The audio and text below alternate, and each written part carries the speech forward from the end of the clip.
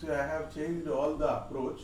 Okay, whatever you are seeing in the earlier documents, it was different, and now in this document it is different.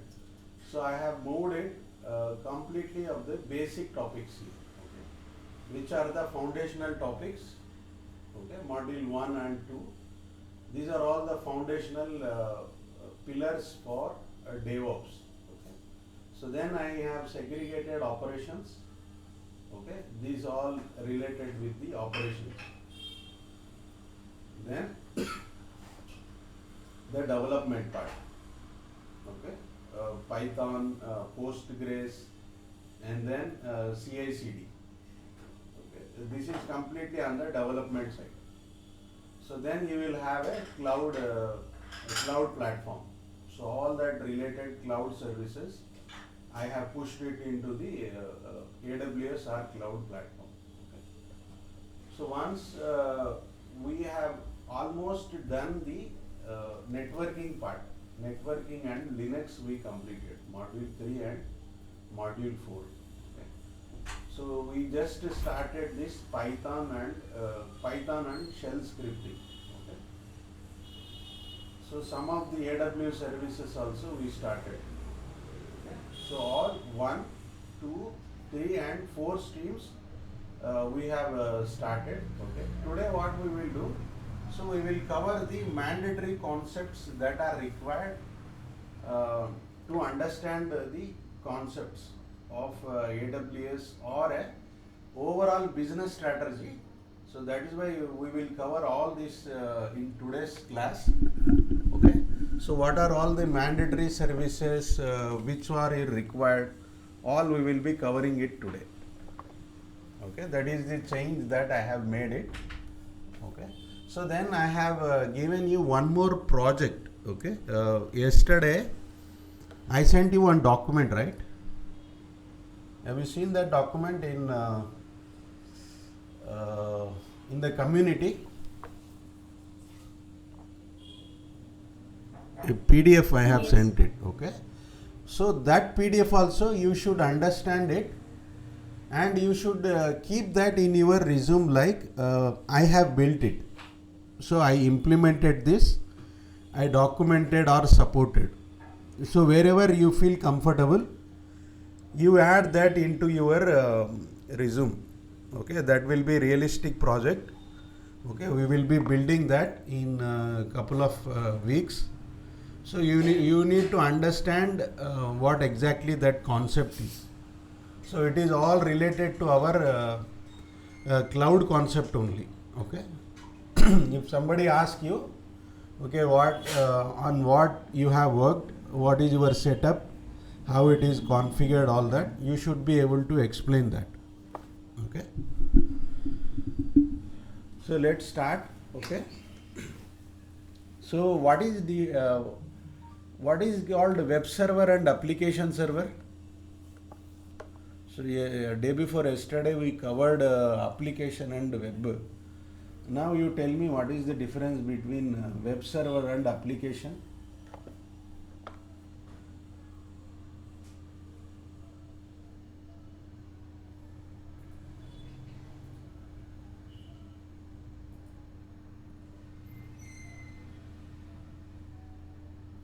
Yeah, tell me guys. What is the difference?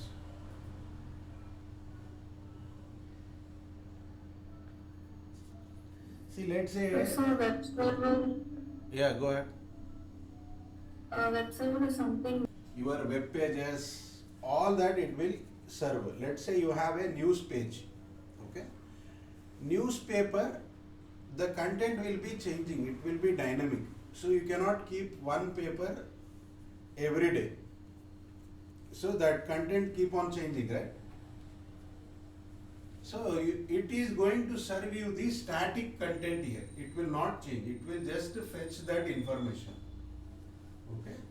What web application or application server will do, it will execute your code. Whatever you have written, it will execute your code and it will connect to the database or it will fetch you the information.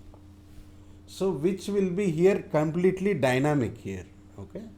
If you open any website, okay, so whatever you are seeing, that will be your static content. Let me uh, put it one web page I will open. Okay. So you open any news website. Okay. Today if you open it, you will see one type of content. Okay. If you open it tomorrow, the content will be changed. Okay. So what web server will be doing, it will just request it, the application server, you give me this content, whatever you logic you have applied. Okay. So basically this serves the front user. This will take the client request and it will send it back to the application. This role of the web server is just to display the content to the user. That's it. So application server is, you will execute that particular logic. Okay. So it will execute your logic. Let me open up one website, news website.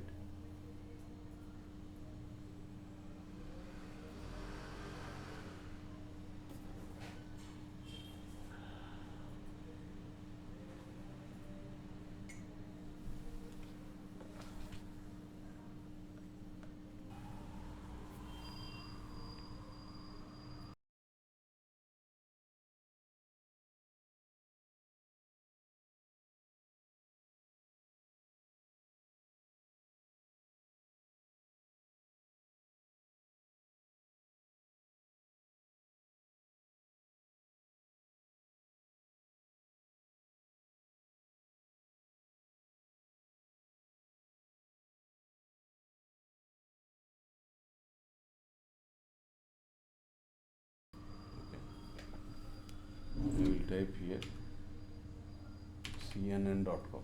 Okay. CNN News.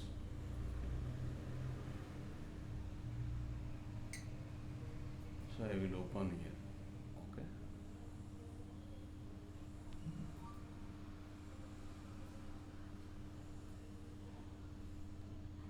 So you see the content is completely dynamic. Okay.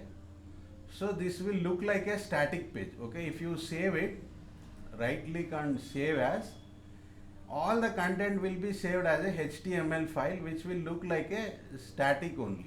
Okay. Which will be completely a static. Okay. So here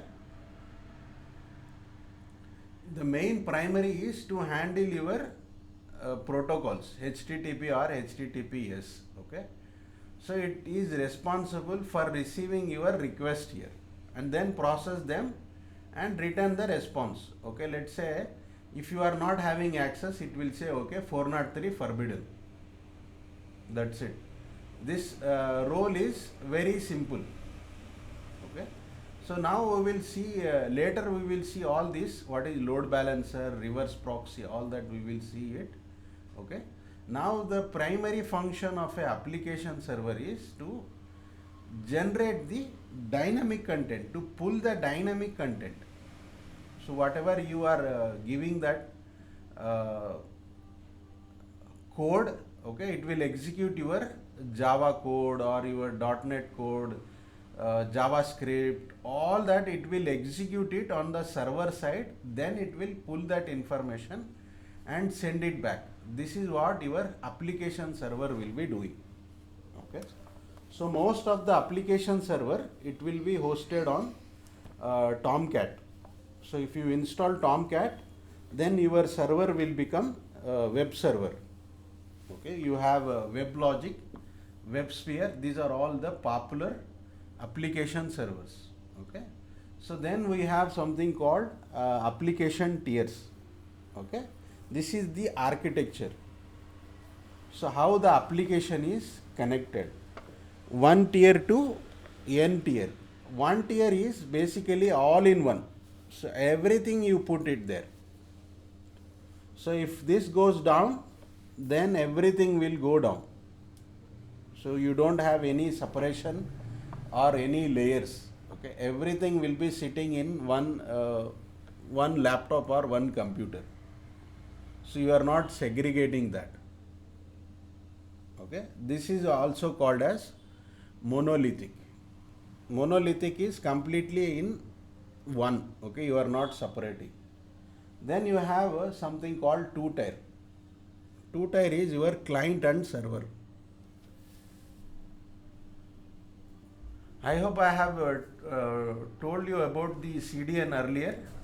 Did I give you this example anytime?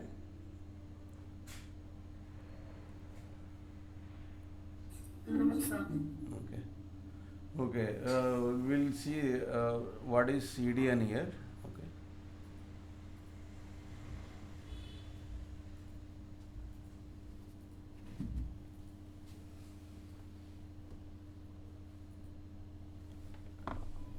Let's say you are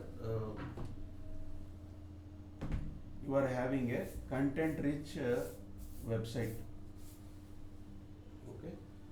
So your website is hosted in America. Okay. It's a GoDaddy or in some other place you have hosted it. Okay.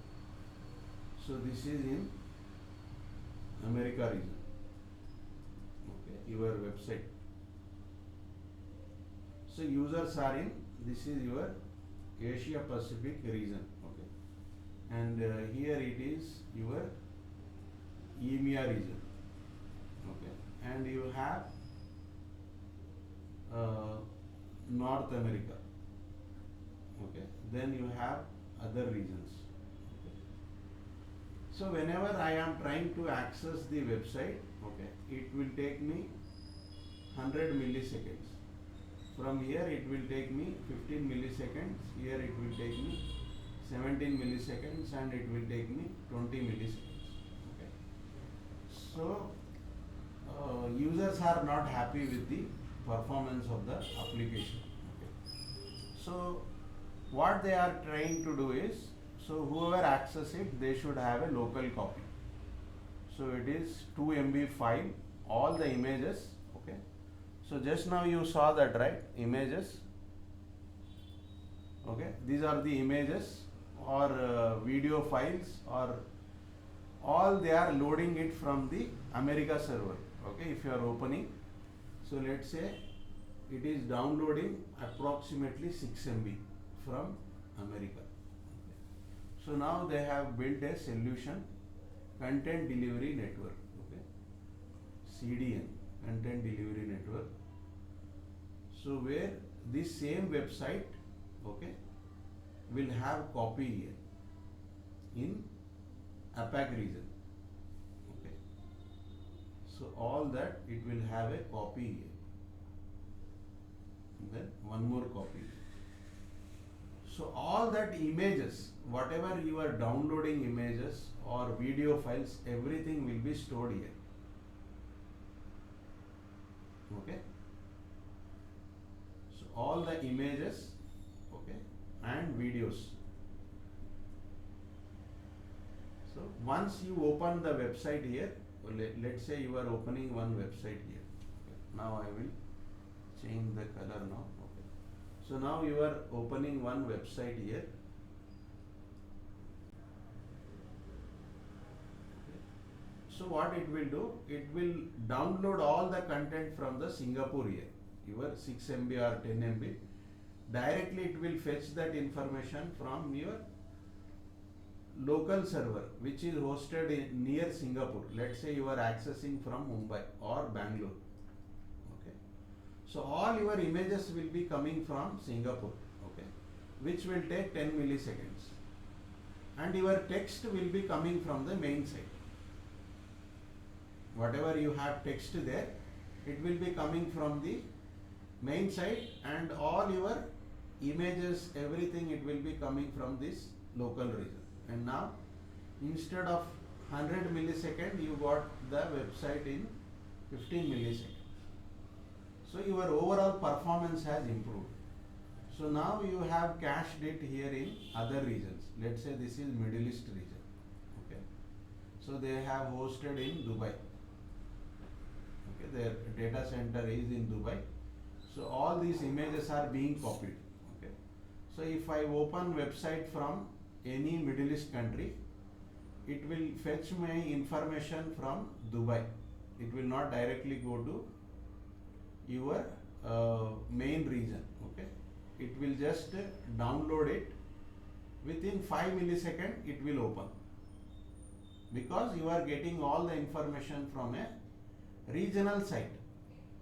Same with your North America and EMEA region. So your latency means the time to reach is, you have reduced it.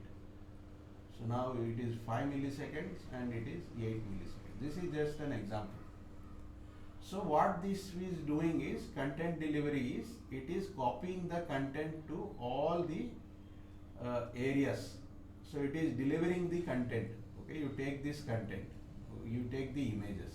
Okay, so whatever the information you have, which will be small information like within KBs, that you will fetch it from the central server. All the images, all the content, it will be fetched through a central server. So that is what the CDN is. Now you have CDN, and then you have load balancer here. Okay. So we'll see the load balancer also. Okay. What is load balancer? What is load balancer in generic term?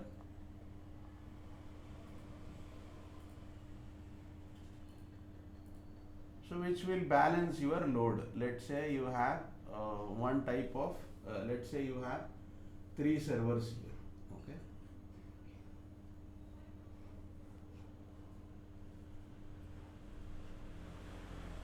So this is your IP address here. One IP address 1 and IP address.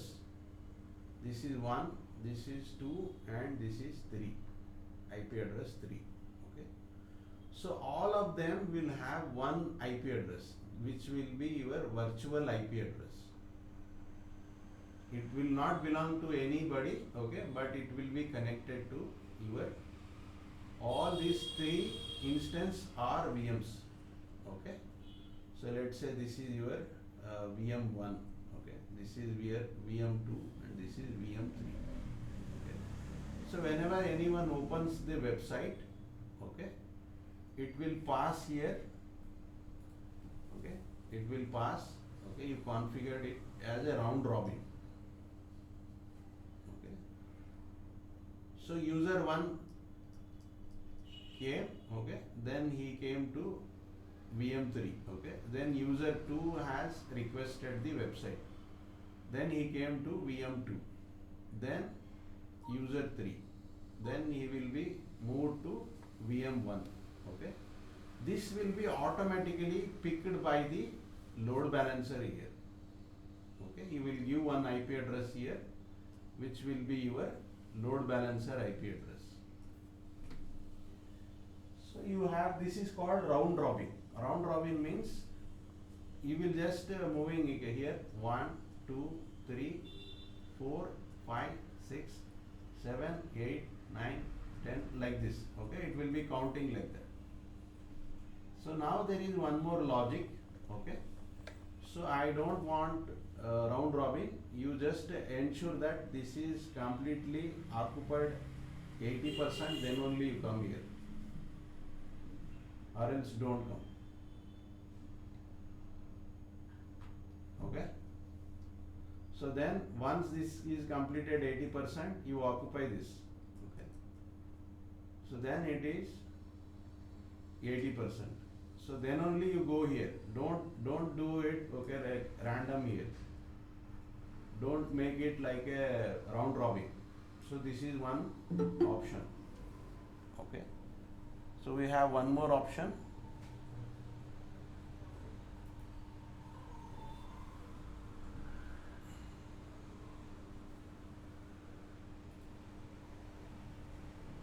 So these are all the load balancing options that you have. We will talk about much detail in the when we talk about the load balancing concepts here. So this is how you will configure a load balancer here. Okay. So now look at this diagram now. Okay, now web server. So normally you have a web server now. Earlier you just had one request, okay, which is coming to one server and it is going back. So now you have kept load balancer here. It will be distributed across all the servers here. Now we will see it from a different perspective. Okay. So now user is coming. Okay. So he is having now. So he has a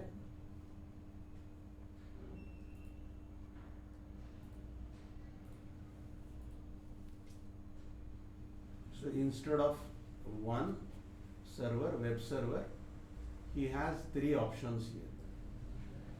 This is the VIP address. Okay.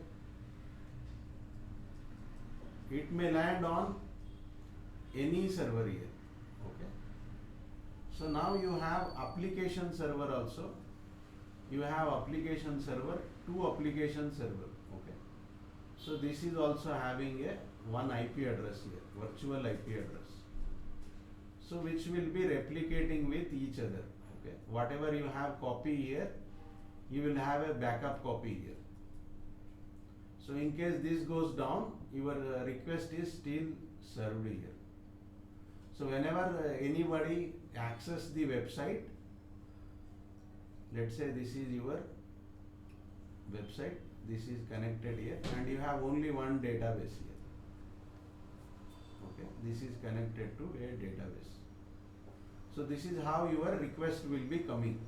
So let's say this server goes down. Still you will be able to access it from this. Okay. If this server goes down, okay, this will act. Now you have a database here. This is a single point of failure, SPOF. Okay. So now you are thinking about to have one more database also. This will be a standby or this will be active and there will be one more standby here. Okay, which will be copying. This is how a modern or cloud perspective is, which is entire. Okay. So we will see one by one here in the document. So now you see it here. So you have CDN here. Above that CDN you have load balancer also. You are distinguishing the load itself at the presentation layer itself. So then you have web layer, okay, which is segregating that. Then you have microservices. Microservices is like you are distinguishing the service 1, 2, 3, 4, 5, all that. Okay. So this is like a small VM. You think about it now, it's like a small VM running that services. So then you will have a caching layer. Means which will give you immediately, it will give you that. That is called as caching layer. So then it is a normal your database tier. Okay. So most of the cloud we use it today. It is your entire architecture. Based on their requirement, it will be scattered across all the internet. So nobody is going to stick for one vendor. Okay. So wherever it is cheaper, people will move to that particular option. So that is why you will have multiple connections, okay, multiple layers connecting to your services. So this is your entire, okay. Now we will see that in the theoretical how it is. So you see it in first one. This is all in a single machine, okay. Like you are running everything on a local desktop. So there is nothing special about it. Everything it will be running in the same. And you will have high performance and zero network latency. Means it is not going to connect to some other web server or any other machine. which is present in that server only. That is why you will have zero network latency. Okay, but it is impossible to scale or share the data easily. So you cannot scale it, okay, or you cannot share the data easily, okay. It is very hard. That is why we had a system, then we developed it, a database, server, client and server, which is split into two parts, okay. Client will handle UI and user interface and logic, okay, whereas the server will handle the data, okay. You handle the user interface and logic, you take that and you give me only the database. I will give you that connection, okay. So that is how it is, it was built, okay. So it was very early fat client apps, okay, so which are very heavy network traffic and difficult to update the clients here, okay. You have application also, everything. So this will be very huge on the client part. So everything it is loaded on the client part. That is why. So then the architecture got changed, okay. So we will have a different logic now. So a presentation tier will be your web browser or mobile app, okay. Then the application will be hosting that business processing and logic.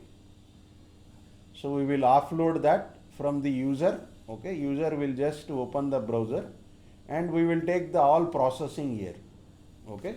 So anyways, we have already segregated the data tier here. So data is completely on a different tier, okay. So client does not know about the database, okay. He will be just connecting to the web browser and it will fetch that information from backend.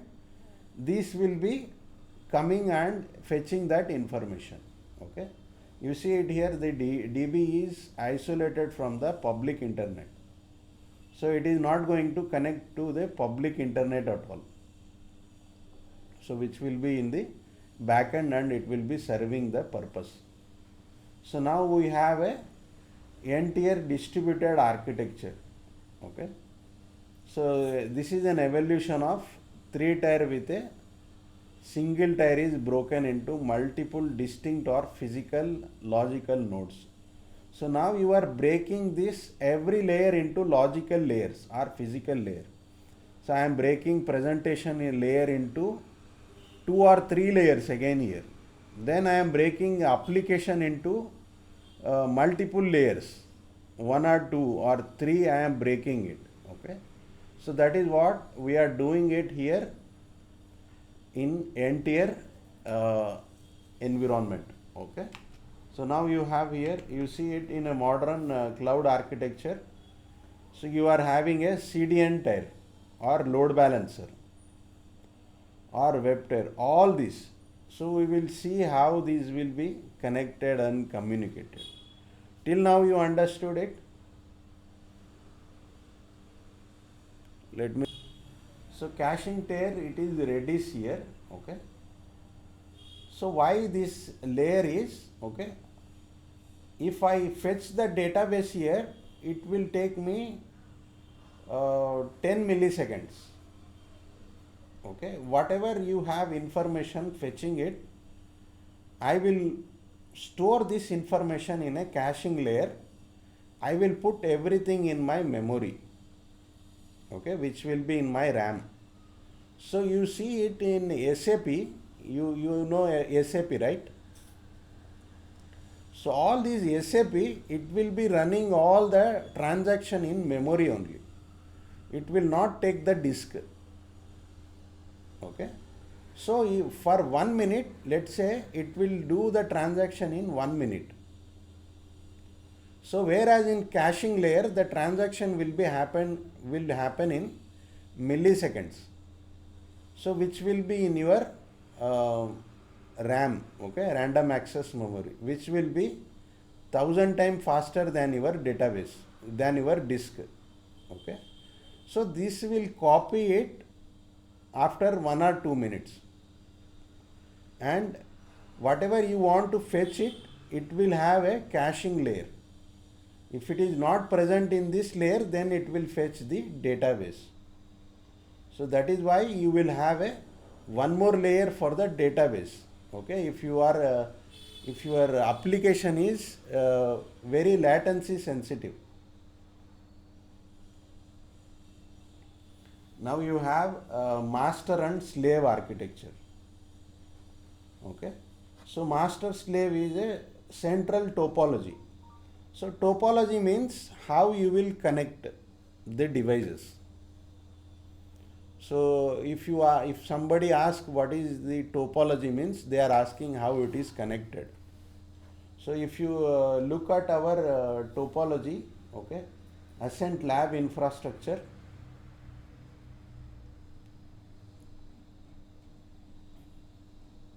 okay, this is all how we are connecting. This is what the topology. So how you are connecting it, okay. This will be my our ACT router here, okay. So which will be coming from the internet, okay. One link will be WAN link, okay. It will have two links there, okay, which will be going inside our environment or lab. You can directly connect this ACT AI. So now what we are using it to a one server, one physical server, okay. So which will be a black wire. You have two network cards here. One it will be going to your ACT, and the other network card it will be going to a one more router, that your black router you have.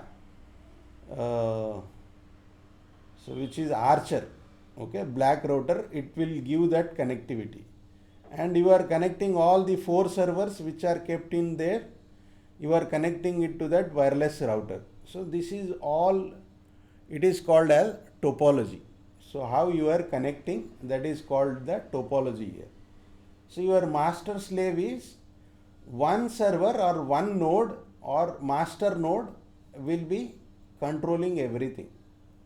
So it will have a complete control over the architecture here. Okay, it will be distributing the task or data, or it will be coordinating with the slave nodes.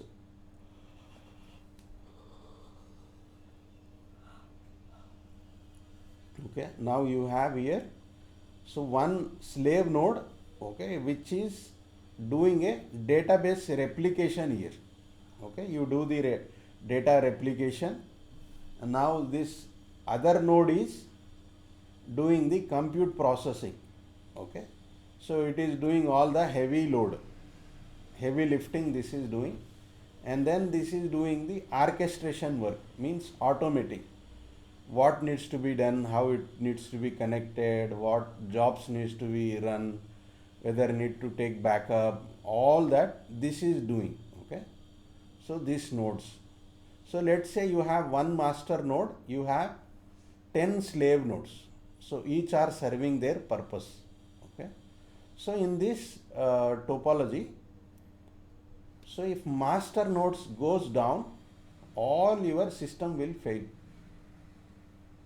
Okay, there will be a single point of failure. If master node fails, every system will completely stops. Okay, so this is how it will take the decision. Okay, so you will be calling it as a slave or worker or agent node here. Okay, which will be executing the task and reporting back to the master node. So once this is done, it will assign back to the master node. Okay, now I am free, you can assign me the task. That is how it will work.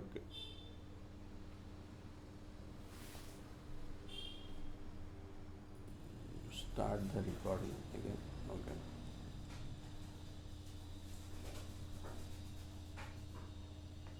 So now to handle this, you have active and active passive to solve this single point of failure issue.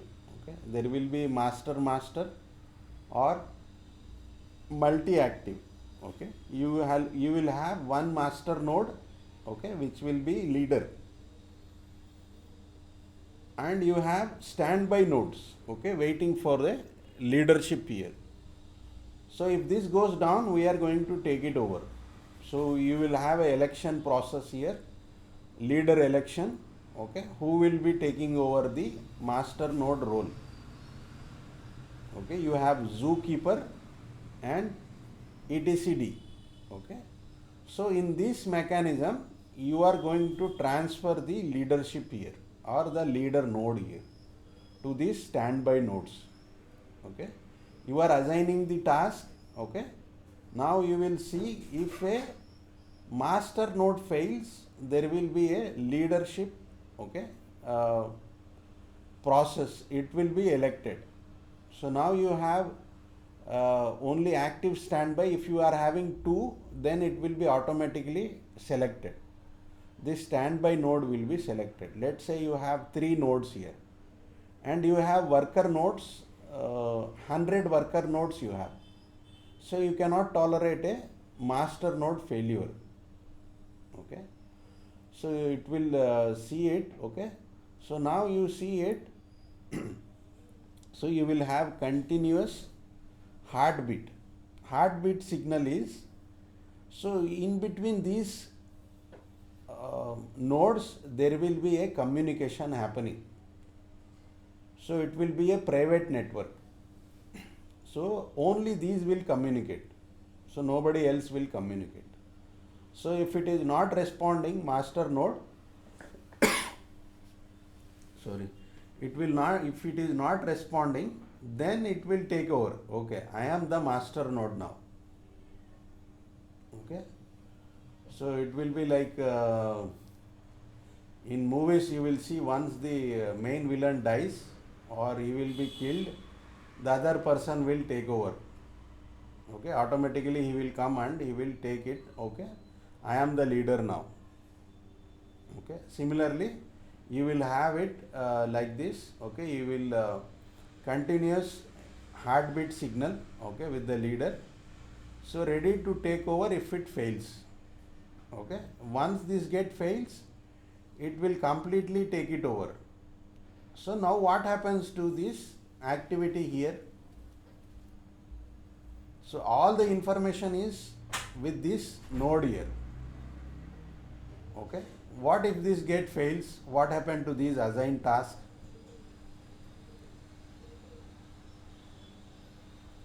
You got the point now. Let's say this guy is having, okay, he is managing the salaries and inflow and outflow.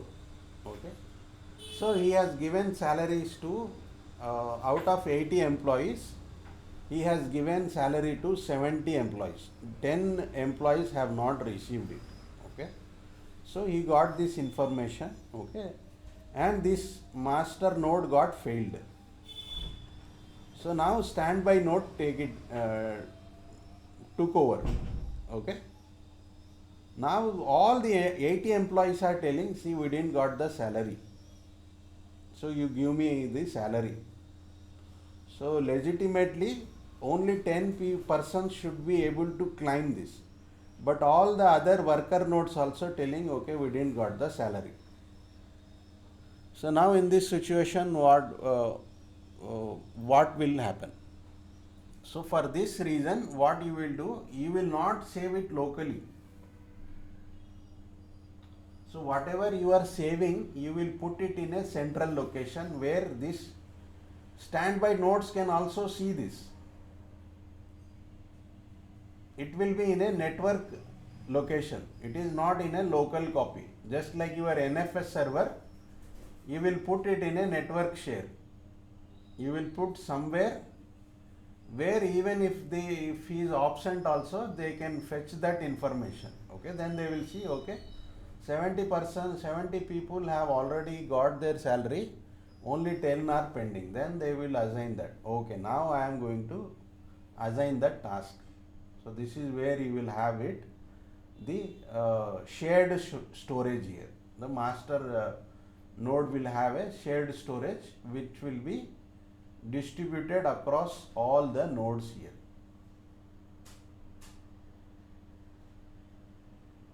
Okay. So you now see it active multi-active replication architecture here. Okay. So you have active and master node, read and write. Okay. So now what you are doing it, so you have a regional A cluster and then regional B cluster. Let's say you are having a this is America, okay, and this is a region B cluster, this is Middle East, okay. So now what you are doing is you are copying it, the data, you have automatic failure to a new leader. So you have kept a multi regional cluster nodes here. Okay, if one fails, the other node will take it over. Okay, so you are having a data sink here. So all your data is being copied to the other nodes also. So this is one strategy. You have bidirectional copy. So bidirectional means this will copy this data and this node will copy this data. So unidirectional means only one way you are copying, from one location to other location you will copy, that is unidirectional. Bidirectional means you will copy the data from and to. So let's say you want to copy the data from region B cluster in region A cluster. Then you want to copy region A cluster to region B cluster. Okay, if this cluster goes down, still you can be able to access from this region. Okay, this is called as high availability, HA cluster.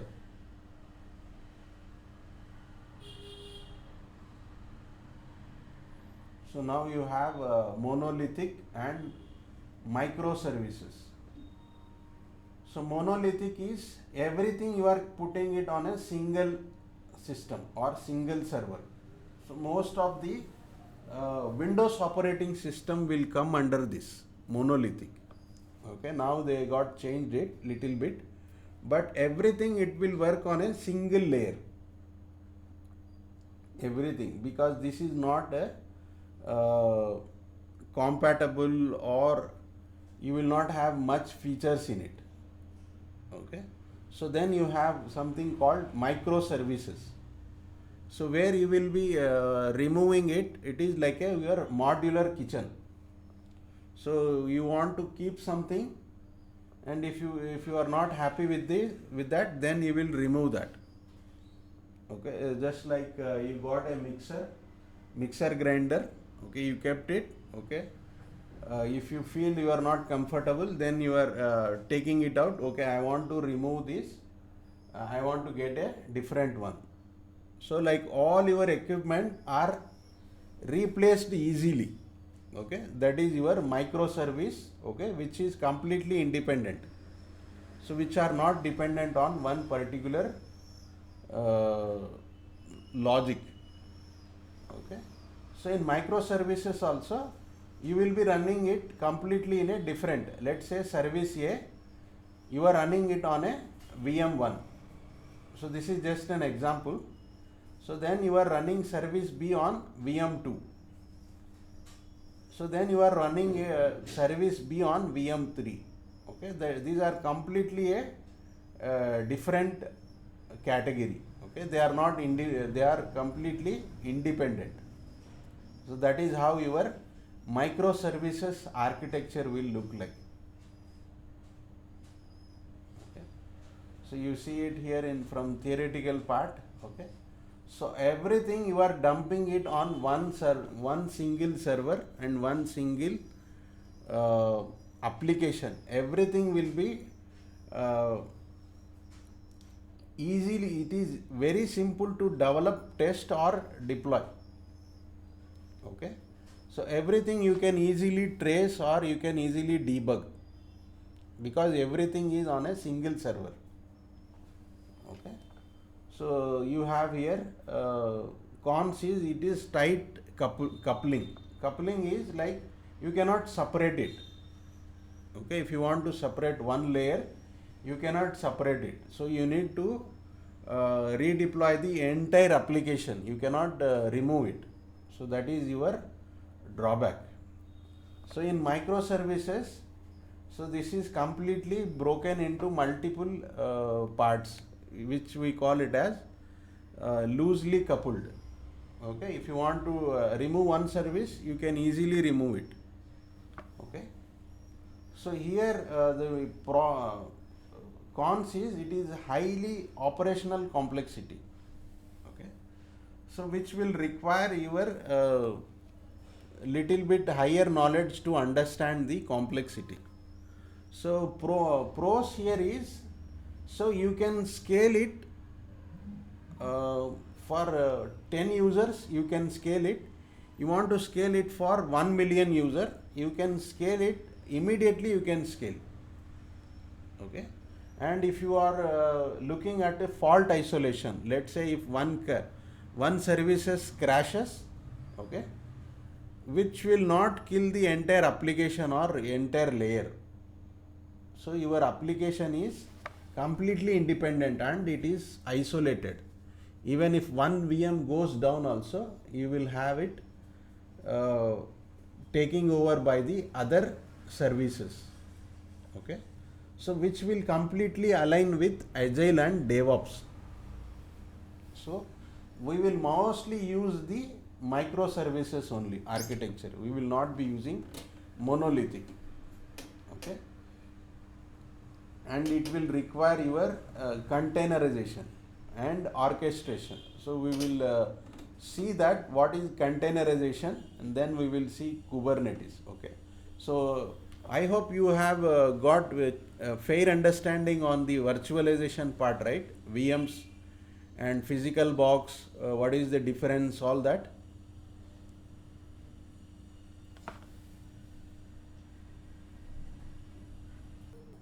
Okay.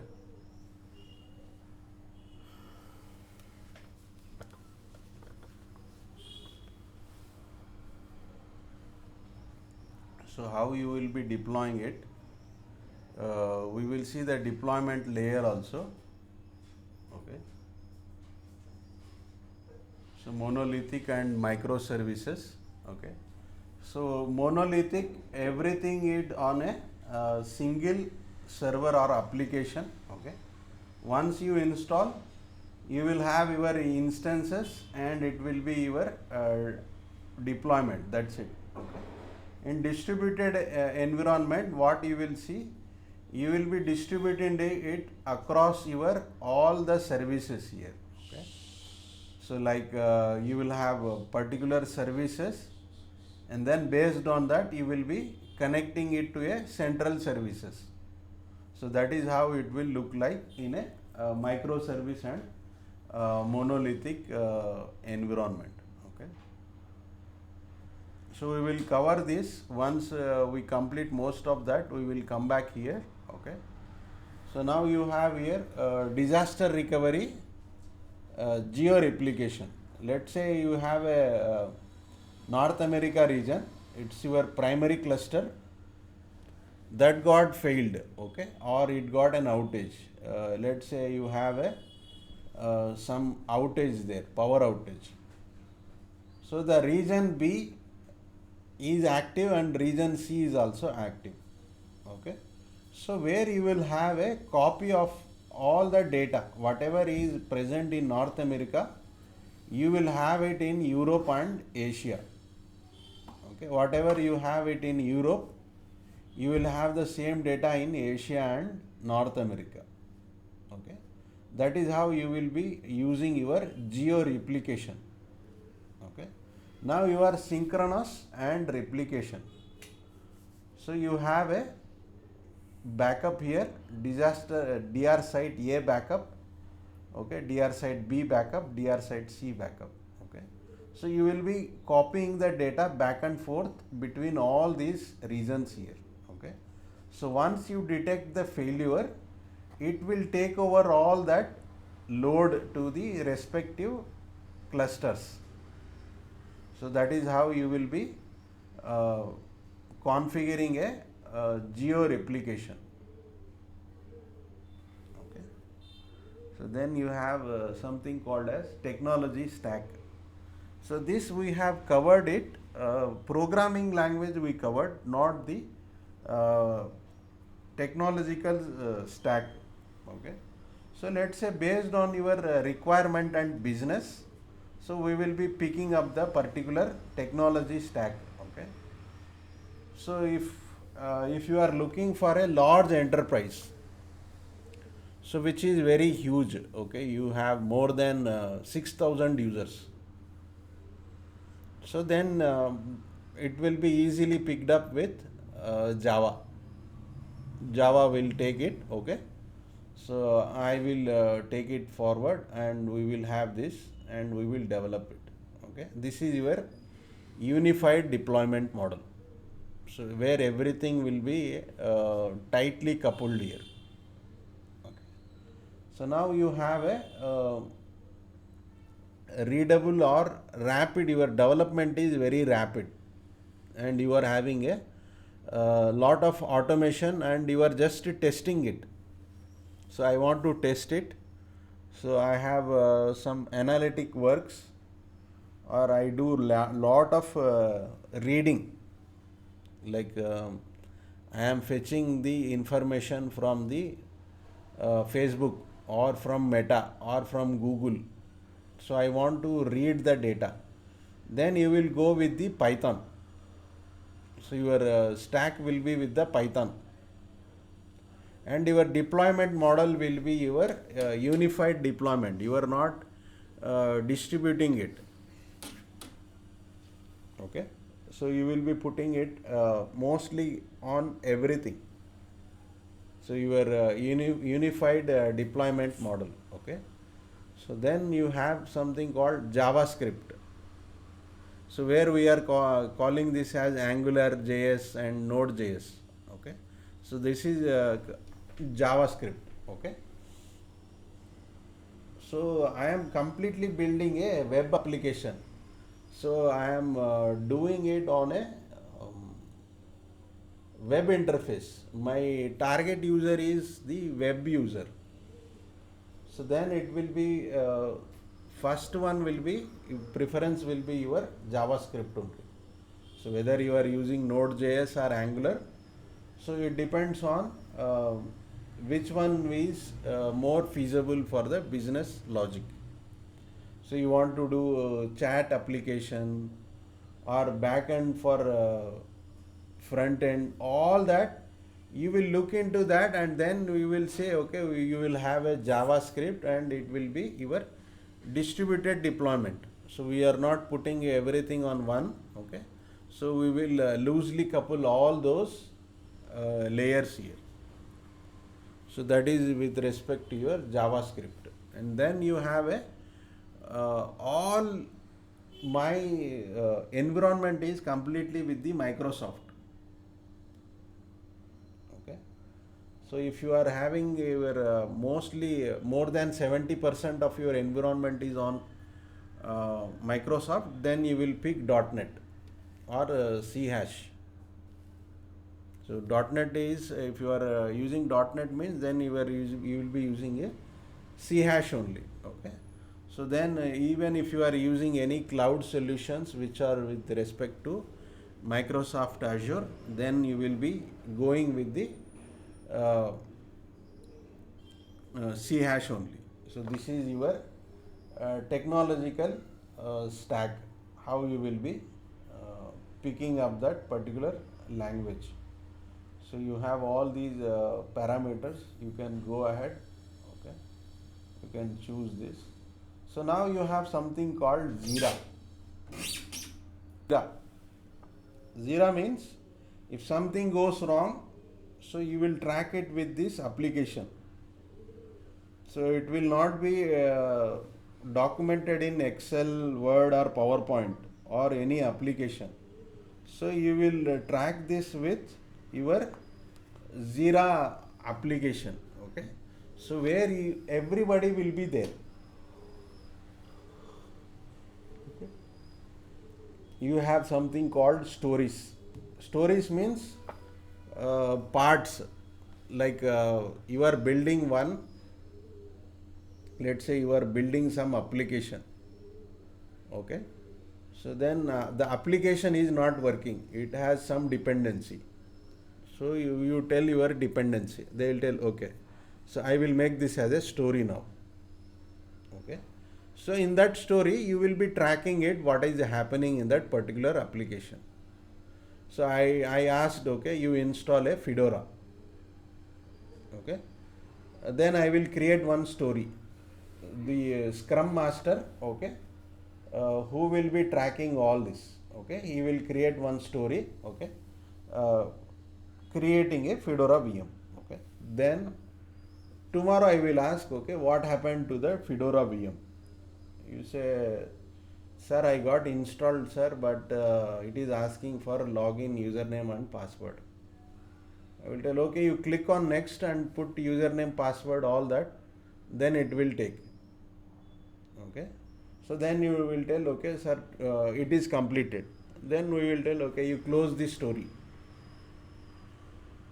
okay. That is what you have, stories, then you have epics, all that is part of this Jira application, okay. You will be this is used to track the issues or tickets, or you can say service request.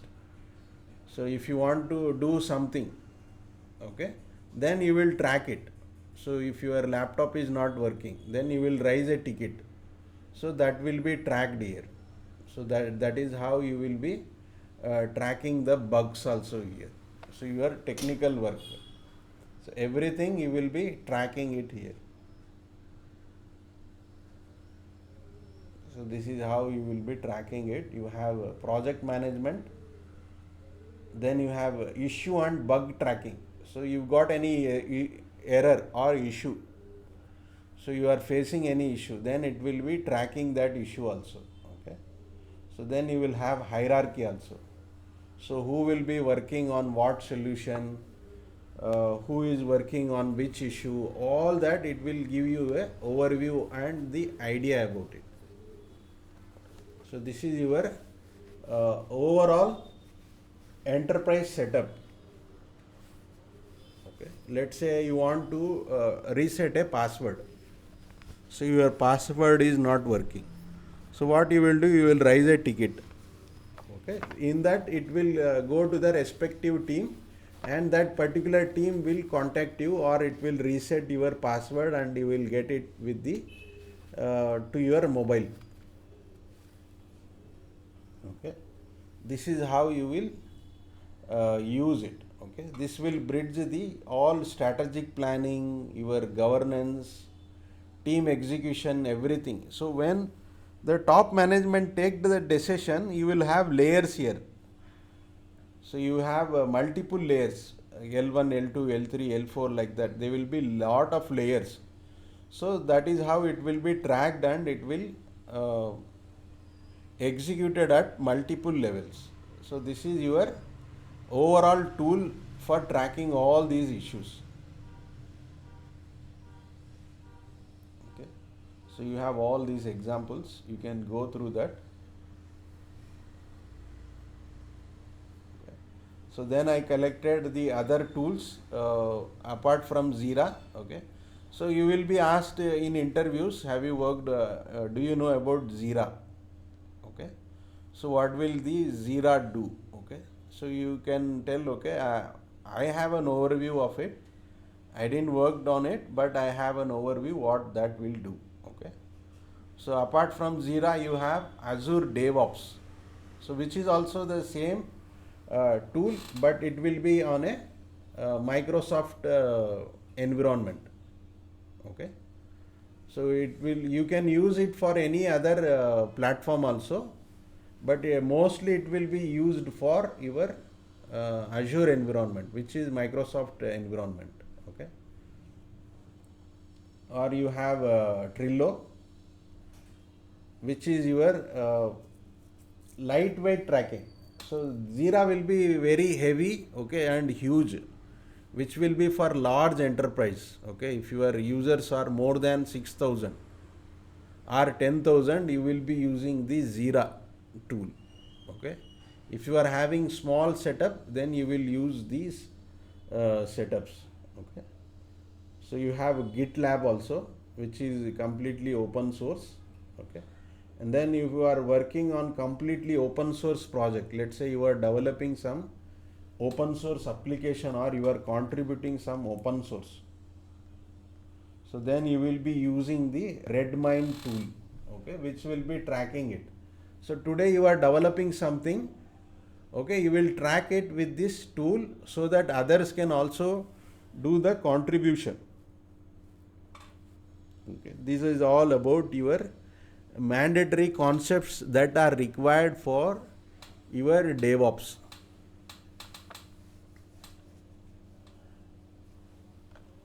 Okay.